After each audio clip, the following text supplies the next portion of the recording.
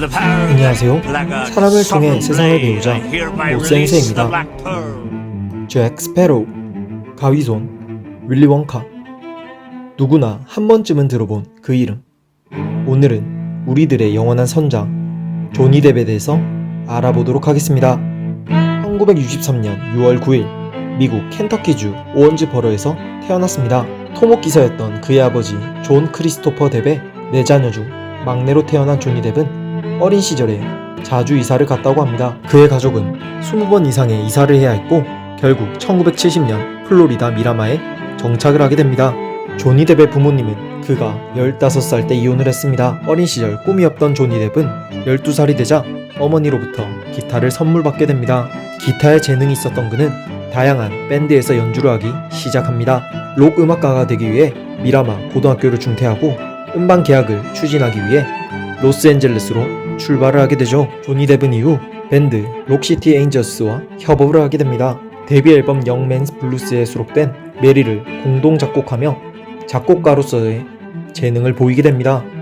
그러던 1983년 12월 20일 조니 뎁은 그의 밴드의 베이스 연주자 겸 가수의 여동생인 로리앤 앨리슨과 결혼을 하게 됩니다. 결혼 기간 동안 그녀는 메이크업 아티스트로 일했고 그는 펜 회사에서 텔레마케터로 일을 했다고 합니다. 조니 뎁은 영국계 혈통으로 프랑스, 독일, 아일랜드계 혈통이었습니다.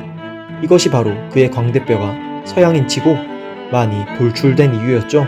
그렇게 다양한 일을 하던 조니 뎁은 아내의 권유로 인해 니콜라스 케이지를 만나게 됩니다.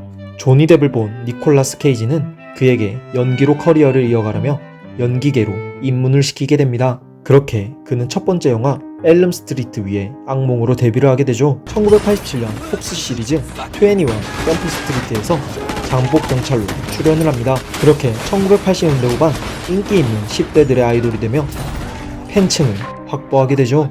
이후 1990년 그의 인지도를 확 올려준 작품 가위손에서 에드워드 역을 맡으며 800만 달러의 저예산으로 미국에서만 5,636만 달러의 흥행을 낸 작품.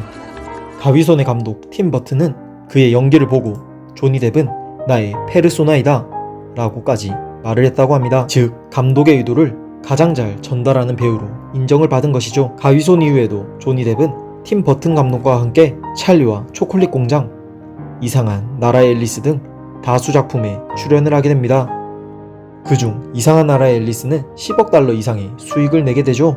조니 뎁이 출연한 작품을 보면 알 수 있듯 그의 연기의 스펙트럼은 정말 다양했습니다. 조니 뎁이 한 작품 중 대다수가 분장을 한 캐릭터였는데 이후 조니 뎁은 분장을 해야만 그 영화가 흥행한다 라는 말이 떠돌았다고 합니다. 그렇게 다양한 작품을 하던 조니 뎁은 2003년 그의 인생 작품 캐리비안의 해적을 만나게 됩니다. 그가 연기한 잭 스패로우 선장은 정말이지 실제 잭 스패로우 선장을 마주한 듯 했습니다.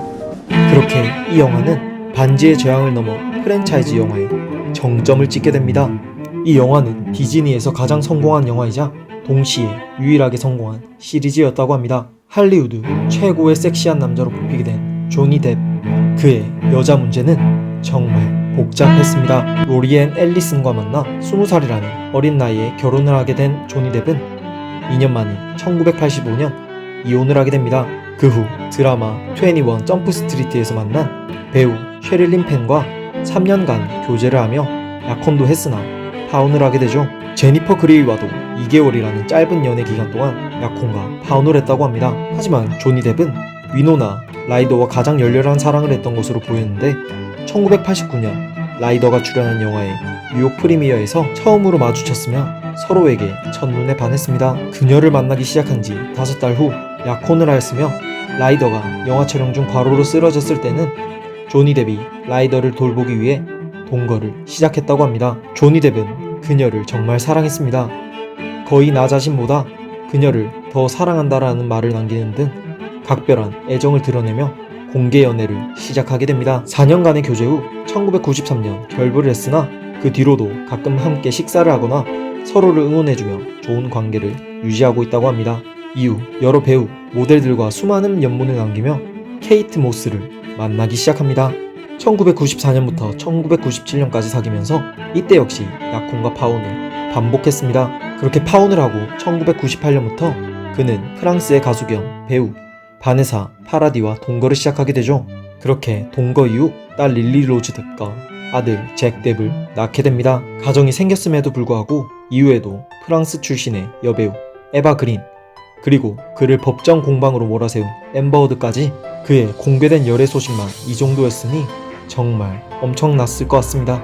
하지만 여자 문제가 복잡했던 조니 뎁도 딸 바보였습니다. 딸이 낙서한 셔츠를 자랑스럽게 입고 다니다던가 플라스틱 구슬을 꿰어 만든 장난감 팔찌를 항상 차고 다녔다고 합니다. 사실 찰리와 초콜릿 공장에서 윙키 원카 역은 딸이 자신이 영화에 나오기를 바래서 선택을 했다고 합니다.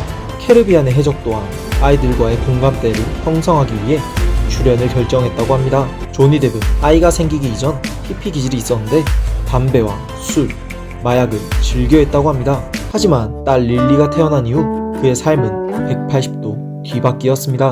한 인터뷰에서 그는 나의 삶은 딸이 태어나기 전과 이후로 나뉜다 라고 말을 했다고 합니다. 딸아이가 신장병에 걸렸던 2007년에는 그는 모든 활동을 중단하고 아이의 병이 치료되기만을 학수고대했습니다. 딸아이의 병이 치료된 이후에는 병원에 100만 달러를 기부했다고 합니다. 부모님의 마음은 모두 같나 봅니다. 이후 2018년 급격히 노화된 모습의 사진이 등장하며 팬들의 걱정을 사기도 했습니다. 하지만 2018년 8월 15일 시한부 교수의 막장 인생을 다룬 코미디 수상한 교수를 찍으며 다양한 메시지를 관중들에게 전달을 했습니다.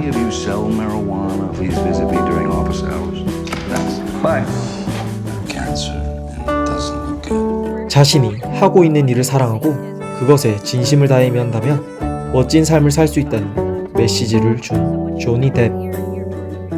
천의 얼굴을 가지고 나이의 어린 시절을 가득 채워준 조니 뎁에게 이 영상을 바칩니다.